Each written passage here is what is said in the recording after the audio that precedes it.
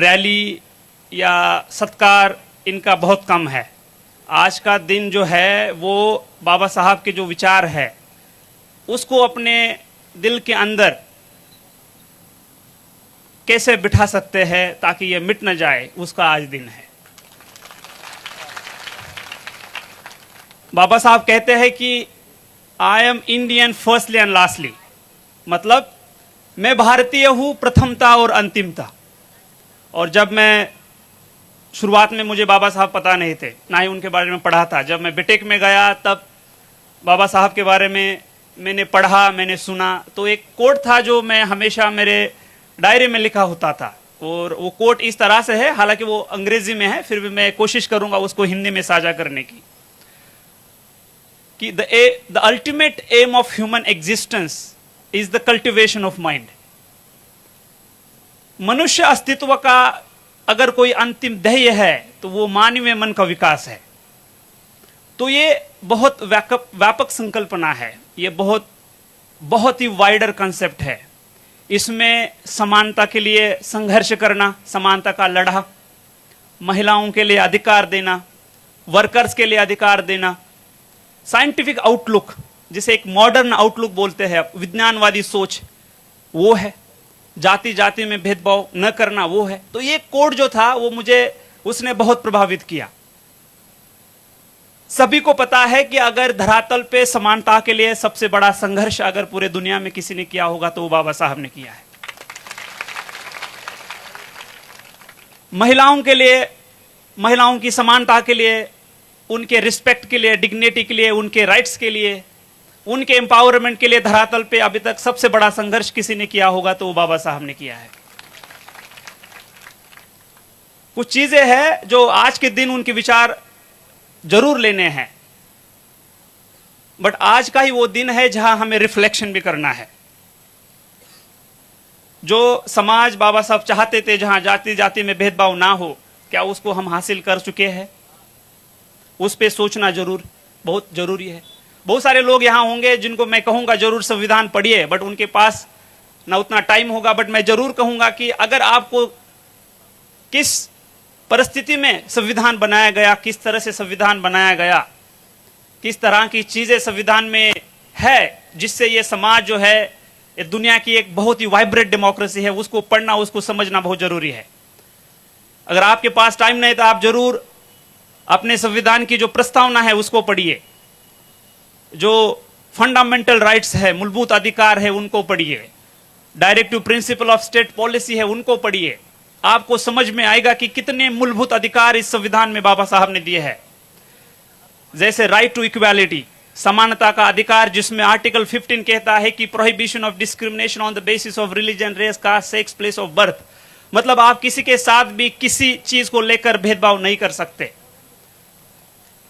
Right to equality के बाद होता है right to freedom of speech and expression, assembly, association, movement, residence, profession. मतलब आपको अधिकार दिया है, आपको बोलने का अधिकार दिया है, बोलने की आजादी दी है, आपको ऑर्गेनाइजेशन, एसोसिएशन फ्रेम करने की आजादी दी है। ये बहुत ही मूलभूत और फंडामेंटल चीजें हैं जो समाज में अगर कोई कम्युनिटी है या कोई समाज में व्यक्ति है, उसकी जो राइट्स है, उसका जो एक डिग्निटी है, उसकी जो लाइफ है, उसके लिए बहुत जरूरी है। करेगा आर्टिकल 23 और आर्टिकल 24 जब पढ़ेंगे आपको तो समझ में आएगा। उसके बाद है right to freedom of religion, अपने अधिकार से वो अगर चाहे किसी रिलीजन को वो चूज कर सकता है।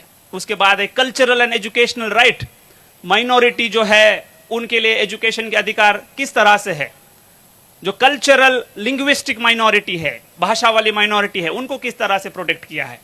उसके बाद है article 32, right against constitutional remedies, right. तो ये जो बहुत मूलभूत और फंडामेंटल अधिकार है जो संविधान में दिए हैं, जो संविधान की अगर प्रस्तावना आप देखोगे तो उसमें कहा है कि वी द पीपल ऑफ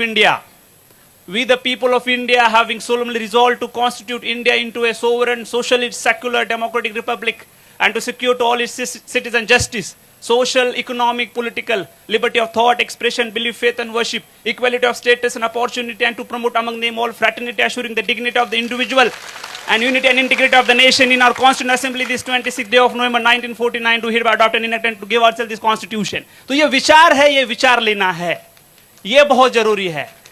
संविधान की प्रस्तावना को समझना है, संविधान में जो मूलभूत अधिकार दिए हैं उनको समझना है, ये बहुत जरूरी है। आज के दिन बाबा साहब को अपने दिमाग में लेना है, दिल में लेना है।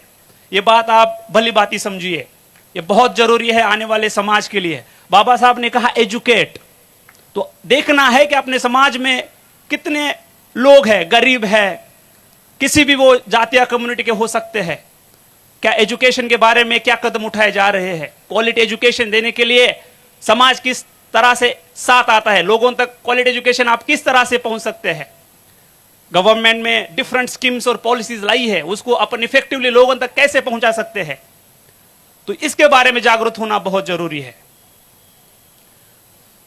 जहां भी बात आती है बाबा साहब की, तो एक खेदजनक बात है कि अभी भी बाबा साहब को दलितों में रखा जाता है, बल्कि पता है कि बाबा साहब ने जितना काम दलितों के लिए किया है उससे कई गुना काम महिलाओं के लिए है, वर्कर्स के लिए किया है।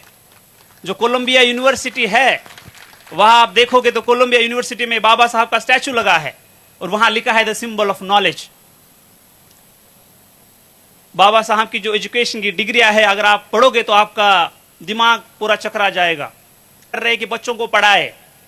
आज इस सांचौर में आप देखोगे तो आप हमारे सामने एक नशा का बहुत बड़ा चैलेंज है, बहुत ही बड़ा चैलेंज है, जिसको हम सबको मिलकर खत्म करना है। हमारे जो युवा है, इन युवाओं को बताना है आपको कि ये जो चीज है ये उनके लिए कितनी घातक है। वो अपने खुद का सेल्फ कंट्रोल लूज कर देते हैं,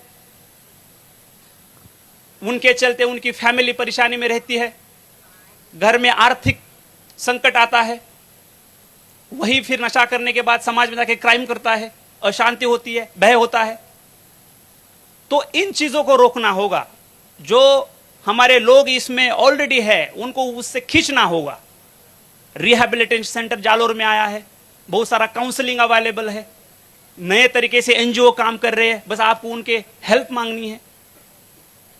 जो लोग इसमें जाने की संभावना है, जो 12th है, डिग्री है, उनको रोकना है, उनको पहले जागरूक करना है, उनको अवेयर करना है।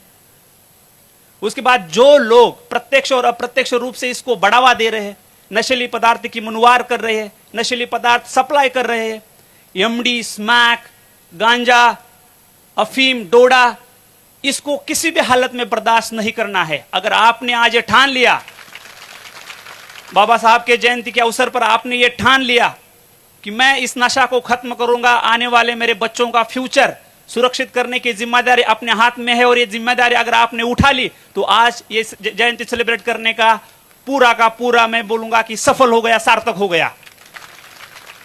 यहां आके घोषणा देके या सत्कार करके वापस बिल्कुल नहीं जाना है। यहां आने के बाद बाबा साहब के विचार जो है वो दिल में लेना है, दिमाग में लेना है। हमारे सामने क्या चैलेंजेस है उसको देखना है, उसको सुनना है, समझना है, और फिर उस चैलेंजेस को हम कैसे पार कर सकते हैं। इसलिए गवर्नमेंट के साथ, समाज के लोगों के साथ, सिविल सोसाइटी के साथ मिलकर उसके खिलाफ लड़ा देना है। मैं जब तक यहां हूं तब तक पुलिस प्रशासन का पूरा सहयोग रहेगा। हर कोई चीज जो समाज में संकट पैदा कर रही है उसके खिलाफ लड़ने के लिए पुलिस यहां की सक्षम है। तो मैं आपका ज्यादा टाइम नहीं लेता हूं, बाकी मान्यवर है उनको भी आपसे बात करनी है। बट आज के दिन जो बाबा साहब की जयंती है, उस अवसर पे मैं आप सबको कहूंगा कि बाबा साहब सबके है, किसी पर्टिकुलर जाति के या पर्टिकुलर कम्युनिटी के नहीं है। बाबा साहब पूरे देश के है, पूरे समाज के है। देश का कोई ऐसा घटक नहीं है जिसके प्रोग्रेस। आज भी हम देख रहे हैं कि समाज में भेदभाव दिखता है, तो उसको हम कैसे खत्म करेंगे? तो बाबा साहब के विचार से हम उसको खत्म कर सकते हैं, संविधान से हम उसको खत्म कर सकते हैं।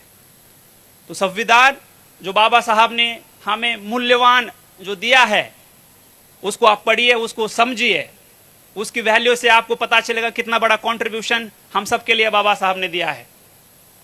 तो मैं अंतिमता यही कहूंगा कि यहाँ जितने लोग हैं जो आए हैं उनके लिए बहुत सारी ढेर शुभकामनाएं।